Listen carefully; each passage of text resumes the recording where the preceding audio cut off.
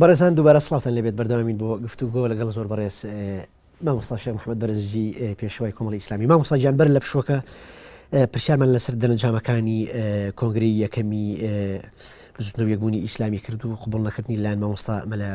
عەلی عەبدولعەزیزەوە. ئەگەر زیاتر درێژە بە قسەکان بێ. بەڵێ مامۆستا کۆنگرەکەی ئێمە تەواو بوو، تەمان لە هەڵەوجە دەستمان پێ کرد. تۆ بەسنی کۆنگرەکەت پێ باش نەبوو یەک بەڵێ پێم باش نەبوو. وەختەکەی هەڵەوجە کە دەستمان پێ کرد جەنابی مام جەلال دکتۆر کەمال فوئادی ناردبوو، کەمال فوئاد بەڵێ جەنابی کامەسوود بەرقی نارد، تەبریکی نارد. دوایی بۆ یەکەم جەلسەی لە هەڵەبجە و دوایی بۆ قەزەی هەڵبژاردننی سەرکردایەتەکە چووینە تەوێڵە. بەڵێ تەوێڵە لەبەرەوەی شوێنێکی کەنارە و زیاتر مەحفوظە لە تەدەخلی خەڵک.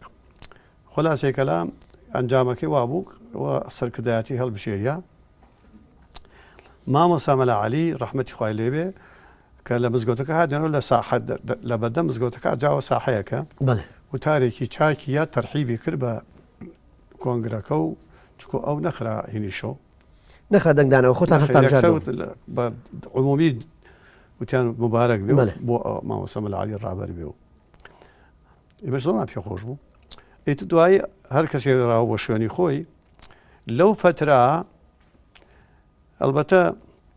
من تەسەوور ناکەم مامۆستا مەلا عەلی خۆی سەبەب بوو بێ بۆ ئەو قەزەیە، لەوانەیە بڵێم دەستێکی تر بوو بێ ئەوانەی کە دەرنەچوو بۆ سەرکردایەتی ئەوانە زیاتر سەبەب بوون بۆ ئەو وەزعەکە تێک بچێ. جا ئێتر دوایی بە ئیرادەی خۆوای لێ هایتر ئەوە جەماعەتی مامۆستا مەلا عەلیوانەی ئەعلانی بزوتنەوەی ئەوسا بزوتنەوەی یەکبوو کریانە بە بزوتنەوە، ئەگەر ئەوان نەیاکردن بە بزوتنەوە ئێمە نەمانەکرد بە کۆمەڵ ئەچینەوە ئێمە بۆ بزوتنەوە، بەڵام ئەوان سەبقەتیان کرد پێشکەوتن. هەتا ئێمە ئەوەیەکی زۆر ئێمە جیدا بووین، منیش لە سلێمانی مقەڕی خۆم جیا بوو.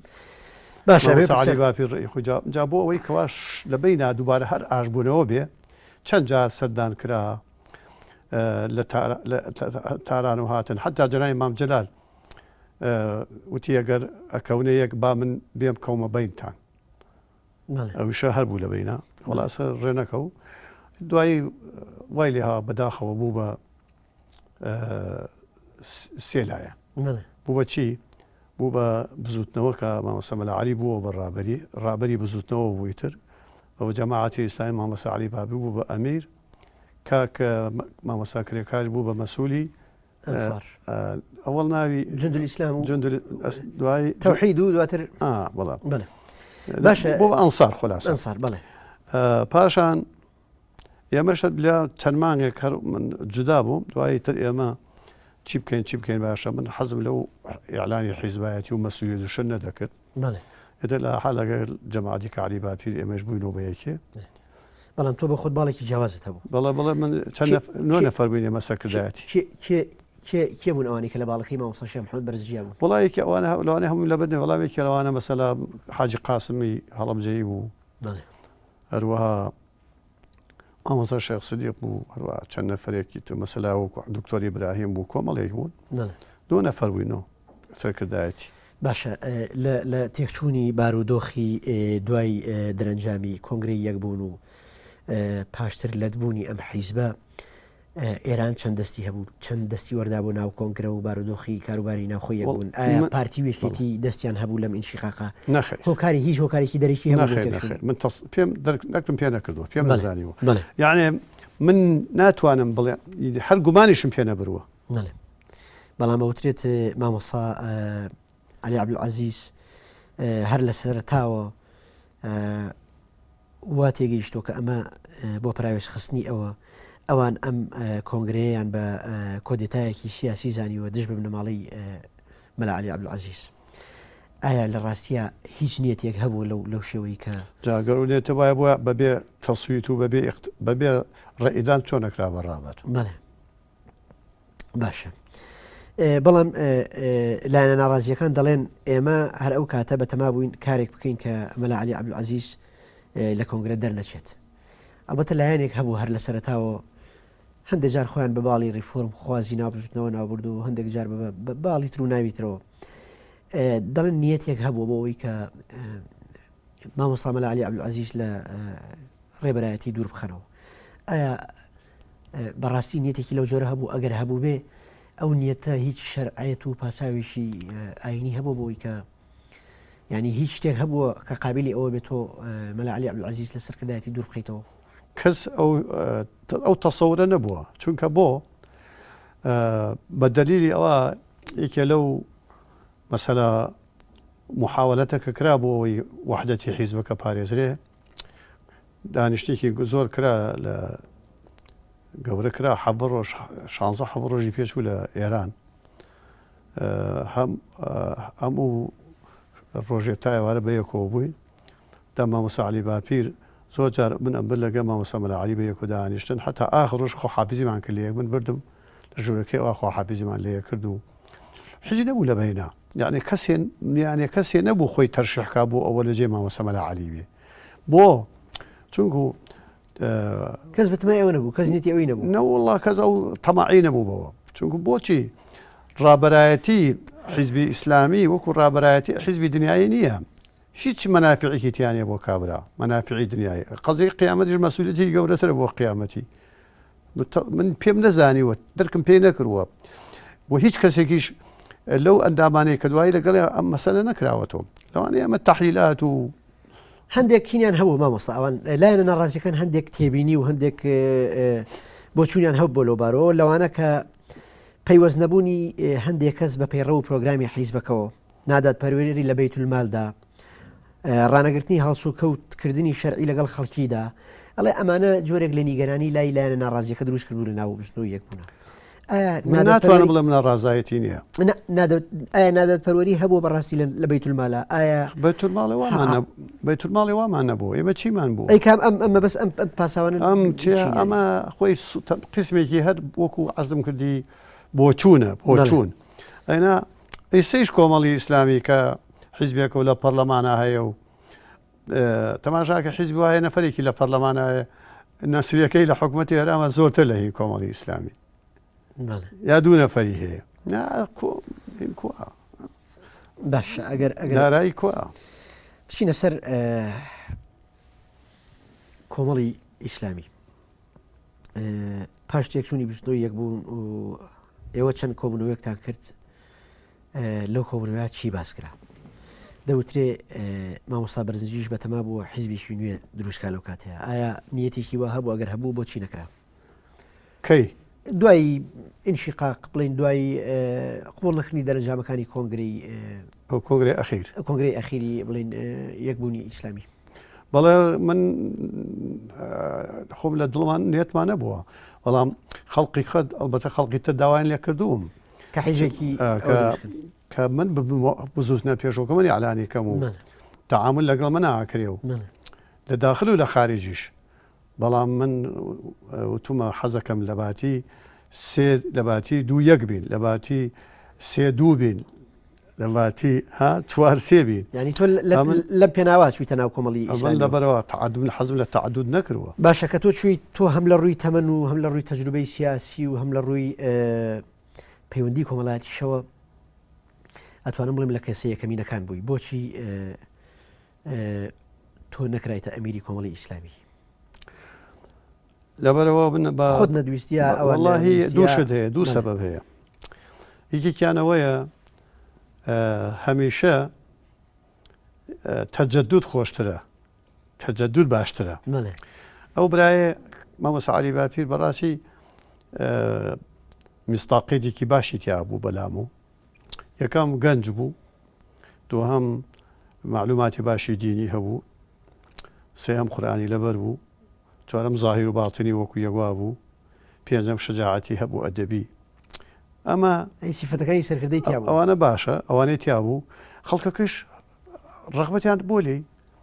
لەوانەیە منیش ئەگەر خۆم قید کردایەتەوە خەڵقی هەر بوو وایە، بەڵام من هەر لە ئەساسە وازم حەزم لەو مۆزوعە نەکردووە. هەتا ئێستا ئەم لەقەبش پیاناوم پێم ناخۆشە. چییە؟ باشە ئەمێ لەسەر لەقەبەکە پرسیار بکەم. پرسیارێک لە دەرەوە هەیە لەسەر لەقەبەکە مامۆستا بمبەخشە. دەوترێ لەلایەک پێشەوا و لەلایەک ئەمیر. ئەوترێ ئایا ئەمە ئەمیر لەسەر ئەمیر نییە؟ بەبەست چییە لەو لەقەبە ینی بەڵێ خۆی ئەمە ئەمیر لە حەقەتە ئەو ڕئیسی حیزبە بەڵام پێشەوە گەورەترە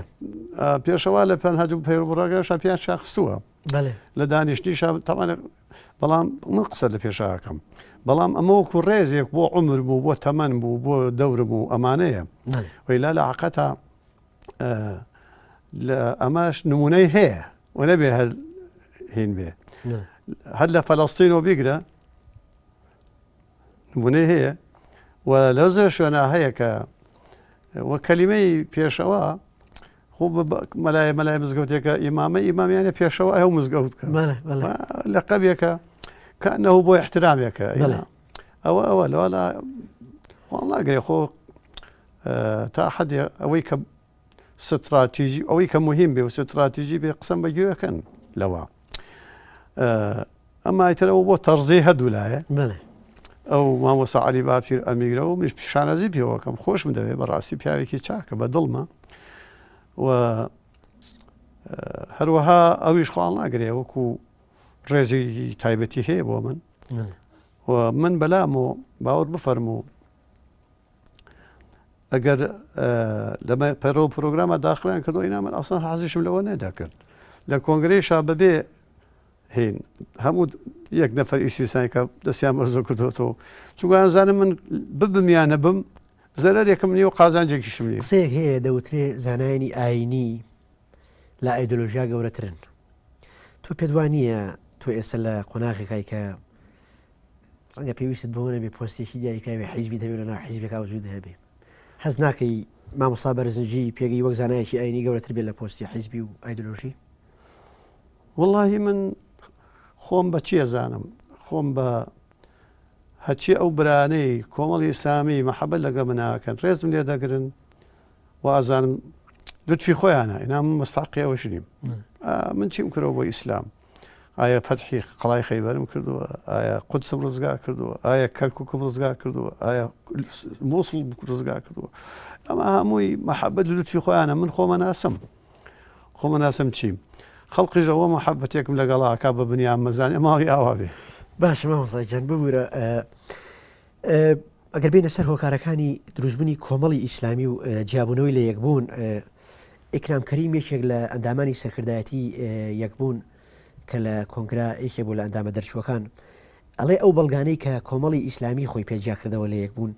هەمان ئەو بەڵگانە بوون کە جودول ئیسلام خۆیان پێجیا کردەوە ئایا بەڵگەکانی کۆمەڵ هەمان بەڵگەی جوند بوو لە ڕاستیە واللهی ئەوە بۆچوو ئەو معلوماتی خۆیەتی من ئەو معلوماتەم نییە من چونکە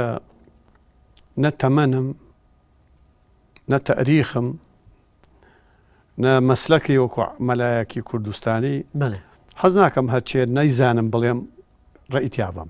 ئاگام لەو مۆزوعانە نییە کە مامۆستا ئەکرەم فەرموویەتی باشە لە لای ترەوە وترێت ئەمە هەوڵێک بۆ خۆ دەرباسکردن لە ڕێبەرایەتی عەلی عەبدولعەزیز و مەلا سدیق و لە ماڵی ئەوەی کە پێوتری عەلی عەزیز ئایا بەڕاستی بە تەنها کێشەی ناو بزوتنەوەی ئیسلامی و بزوتنەوەی ڕاپەڕین و بزوتنەوەی یەکبوون تەنها کێشە لە ناو ئەو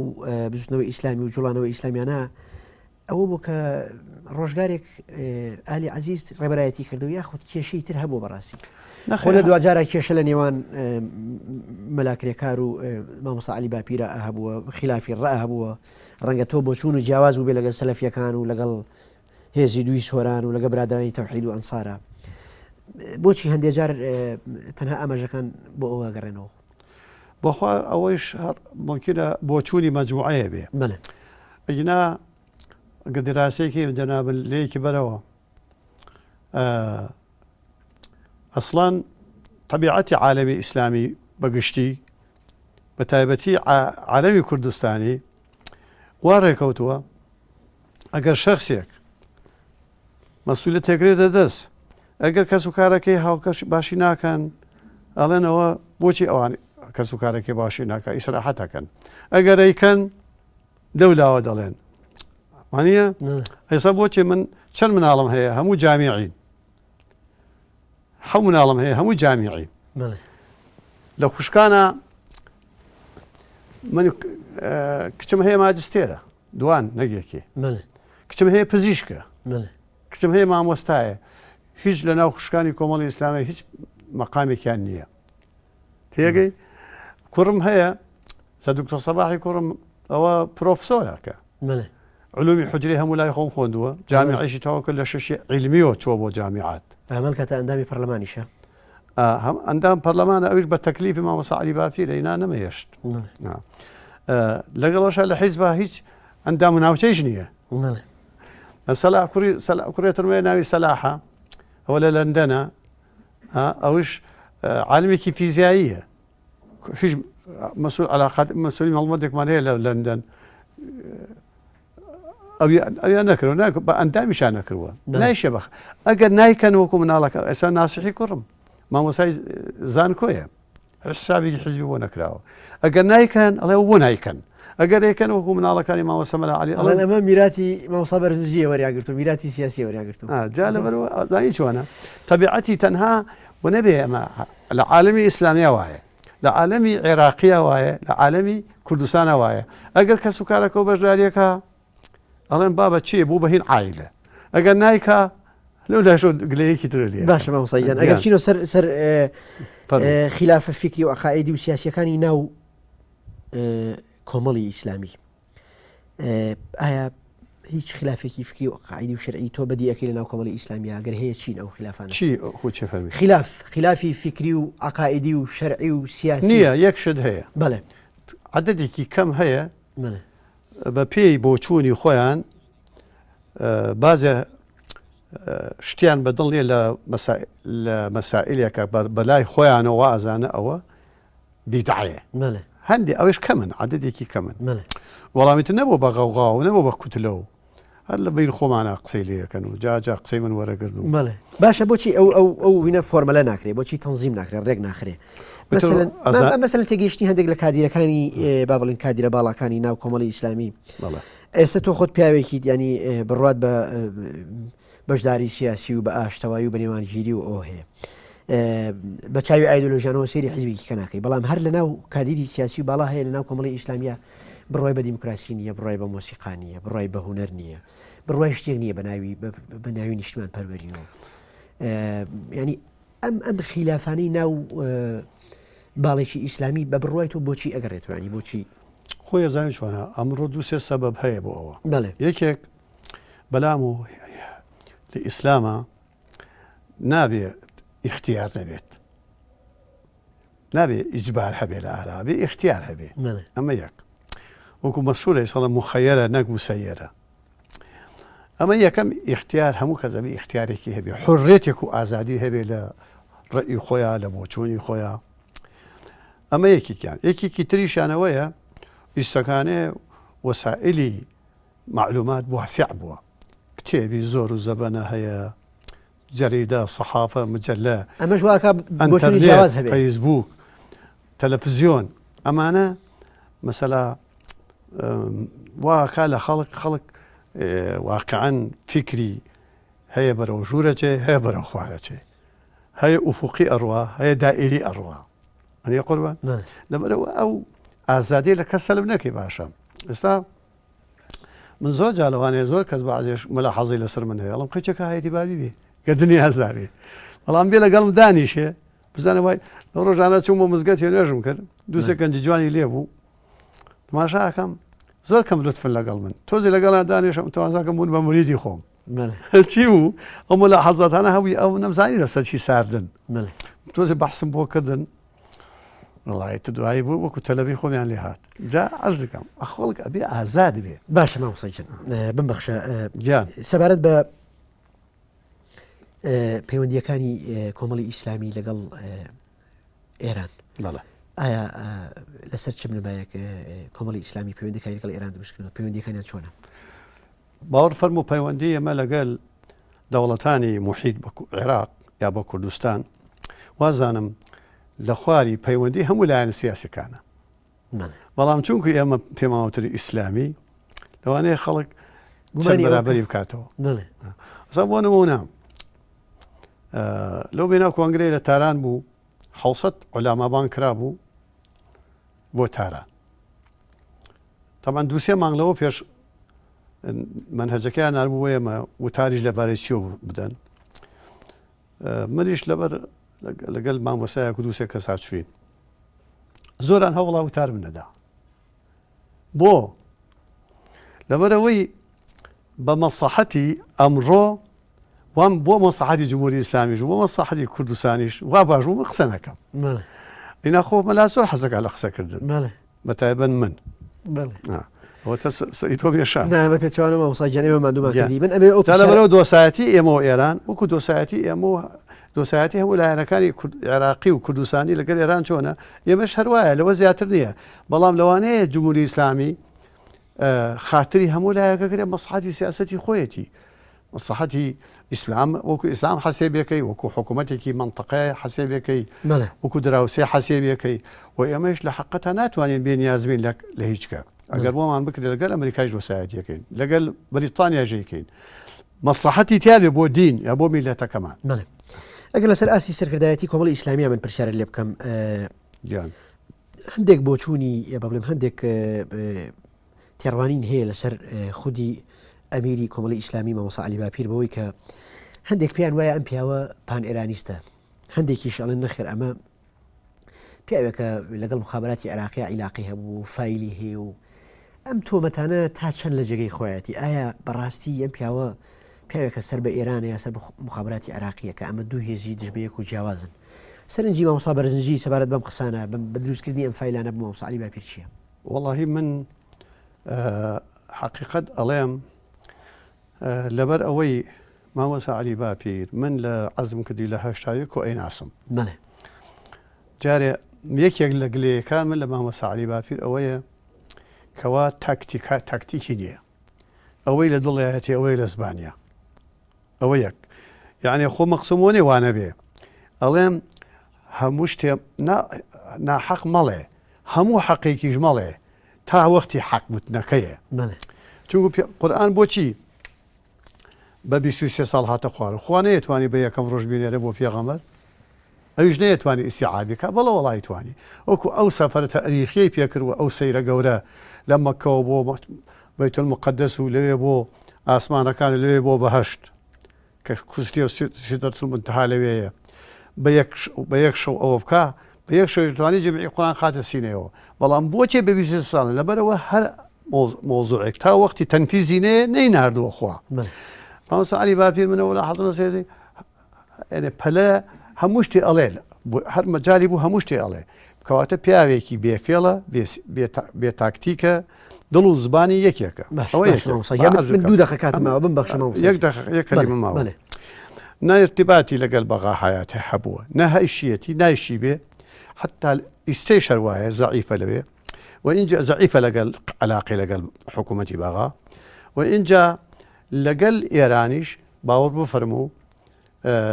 أجر لهمو مسؤولة كاني حزب كاني كردستان زيادة قليلة يكري بەڵام ئەوەی تەلەڤیزیۆنی پەیام ئێران دروستی کردو و نازانم چەند ملیۆن تمەن و دۆلاری بۆ سەرف کردو خۆ بۆی نەکەوت تەلەڤیزیۆن ئەگەر بیکە ئەوڵەن ئێستا ئێمە ئەوی میزانێک کە هەمان لە کوردستانی وی لەو هینا سەرفمان کردو سەرفیەکەی بەساجە من یەک دقیقە کاتمەوە ئەمێ دو پرسیار فەرموو سەبارەت بە ئایندەی حیزبە کوردستانیەکان حیزبە ئیسلامیەکانی کوردستان چی ئەڵێن بۆچی لە سەرەتای دروستبوونی یەکەمین بزنەوەی ئیسلامی و هەتا ئەم ساتە وەختەی من و تۆ قسەی تێ ئاکەین ئێوە لە هەوڵی دروستکردنی قوارەیەکی ئیسلامی و بەرەیەکی یەکگرتووی ئیسلامیان بەڵام تا ئێستا دروستان نەکرد وڵا باوە فەرموو هەموو لایەک هەوڵە دەین هەم ئێمە هەم کۆمەڵی ئیسلامی هەم یەکگرتووی ئیسلامی هەم بزوتنەوەی ئیسلامیش تەمان هەم بزوتنەوە تۆزە تازە دەستپێ کردووە حتا لەگە برایانی سەلەفی لەگە برایانی ئەصحابی تەریقەی نەقشبەندی و قادریش ئەمە جوهودی هەمومانە ئینشاءالله هەوڵە دەین ئەوە بێتە دیر ڕۆژێ لە ڕۆژان بەڵام نەک بۆ معاداتی ئەحزابە کوردستانیەکانی تر بەڵکو بۆ ئێمە تەوحید کەلیمەکەین لەگەڵ ئەوانیشە حتا هەوڵ بدەن ئەوانی ژێکێ بن و هەمومان بەجارێ خزمەتی ئیسلام و دین و وڵات و نیشتمانەکەمان بکەین زۆر بەڕێز مامۆستا شێخ محەممەد بەرزنجی پێشەوای کۆمەڵی ئیسلامی سوپاس بۆ بەشداریت لە ئەڵلقەکانی ڕابردوو ئەمەڵقەی بەرنامەی ڕووداوە مێژووە مادومان کردی سوپاس بۆ وەڵامداری پرسیارەکانت بەڕێزان دیدار و بەرنامەکەمان لەگەڵ بەڕێز مامۆستا بەرزنجی کۆتایی هات تا هەفتەی داهات و میوانی داهات و تەوری داهات و بەخواتان ئەسپێری خواتان لەگەڵ